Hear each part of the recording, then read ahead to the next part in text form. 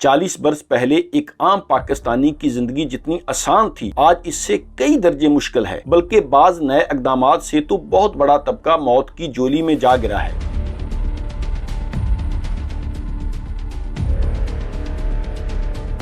بسم اللہ الرحمن الرحیم، السلام علیکم ورحمۃ اللہ وبرکاتہ۔ خواتین و حضرات، دولت کی دوڑ میں کوئی پاکستان کا بھی سوچ رہا ہے؟ یہ سوال سب سے اہم ہے، کیونکہ پچھلے 40 برسوں میں اشرافیہ نے دولت کی اندھی پوجا ایسے شروع کی کہ پورا نظام اس کا حصہ بن گیا۔ حکمرانوں نے ایسا کھیل شروع کیا کہ رفتہ رفتہ تمام شعبے اس گھنونے کھیل کا حصہ بن گئے۔ معاشرے کے ہر طبقے میں دولت کے حصول کو اولیت حاصل ہو گئی۔ حرام حلال کی تمیز کیے بغیر لوگوں نے پیسہ اکٹھا کرنا ہی پہلا فرض سمجھ لیا۔ اس تماشے میں اخلاقیات کا جنازہ نکل گیا۔ سرکاری و نیم سرکاری عہدیداروں نے بھی اپنے عہدوں کا لحاظ کیے بغیر دولت کو ہی سب کچھ سمجھ لیا۔ اس کھیل میں وہ بھی اپنے فرائض بھول گئے۔ 40 برسوں سے یہ دھرتی یہ کھیل دیکھ رہی ہے کہ عوام کے نام پر ووٹ لے کر آنے والے کس طرح عوام کا خون نچوڑ رہے ہیں۔ 40 برس پہلے ایک عام پاکستانی کی زندگی جتنی آسان تھی آج اس سے کئی درجے مشکل ہے، بلکہ بعض نئے اقدامات سے تو بہت بڑا طبقہ موت کی جولی میں جا گرا ہے۔ ہمارے اہل سیاست ایک تسلسل سے جھوٹ بول رہے ہیں۔ جس معاشرے میں رہنما جھوٹ بولیں وہاں ان کے پیروکار کیا کریں گے؟ جس دھرتی پر منشیات کا پورا نظام عوامی سیاست کرنے والے چلا رہے ہوں وہاں کی نسلیں کیا کریں گی؟ جس دھرتی پر قبضہ گروپوں کا راج ہو اس دھرتی میں خوشحالی کا چھن جانا یقینی ہو جاتا ہے۔ 40-50 برس پہلے رشوت لینا جرم تھا، معاشرہ اسے برا فعل سمجھتا تھا، کرپشن بری تھی، لوگ اسے برا سمجھتے تھے، مگر پھر پاکستانی اشرافیہ نے یہ زہر پورے معاشرے میں گھول دیا۔ اب یہ زہر معاشرے کے پورے جسم میں سرایت کر گیا ہے۔ پتہ نہیں اب 22 کروڑ لوگوں میں سے کوئی 2200 افراد بھی دیانتدار بچے ہیں یا نہیں، کیونکہ خیانت تو پھل فروشوں میں بھی آ چکی ہے۔ اگر احادیث کے آئینے میں دیکھوں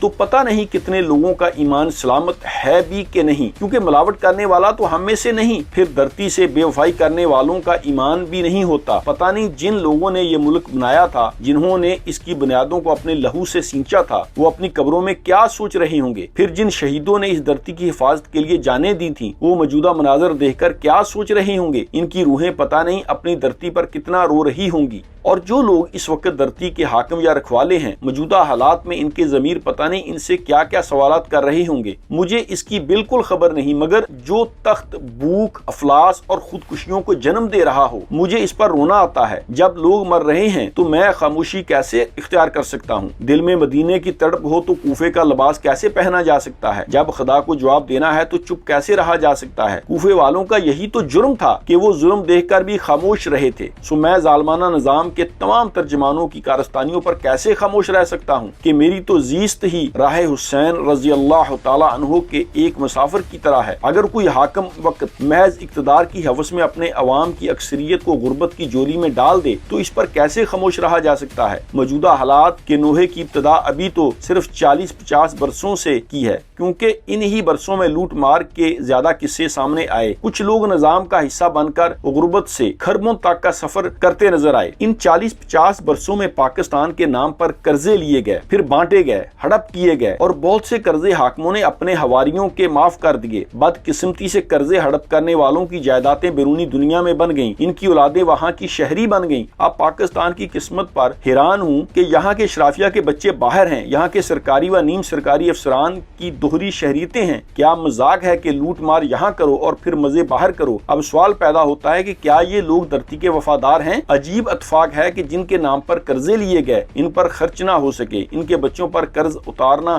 واجب کر دیا گیا، یعنی جنہوں نے لوٹا وہ قرضے نہیں اتاریں گے اور اس دھرتی کی غریب قرض ادا کریں گے۔ بے شمار مثالوں میں سے صرف 2 مثالیں پیش کر رہا ہوں کہ انگریز یہاں 14,000 کلومیٹر ریل کی پٹڑی چھوڑ کر گیا تھا جو آج ہمارے پاس 9,000 کلومیٹر ہے۔ 5,000 کلومیٹر ریل کا لوہا پتہ نہیں کون کھا گیا۔ اسی طرح GTS ہوتی تھی، ہر شہر کے مرکز میں اس کے اڈے ہوتے تھے، پتہ نہیں وہ بسیں کون کھا گیا، وہ اڈے کون ہڑپ کر گیا۔ قصہ 40-50 برس کا ہے۔ اب حالات اس نہج پر پہنچ گئے ہیں کہ پورے نظام کی اور حالنگ کیے بغیر چارہ نہیں، اس سسٹم کو بدلنا ہوگا ورنہ پاکستان ختم ہو جائے گا۔ اللہ تعالیٰ پاکستانیوں کو ہوش کے ناخن دے کہ وہ اس ظالمانہ نظام کے خلاف اٹھ کھڑے ہوں۔ نیکسٹ ویڈیو تک کے لیے اجازت دیجیے۔ اللہ حافظ۔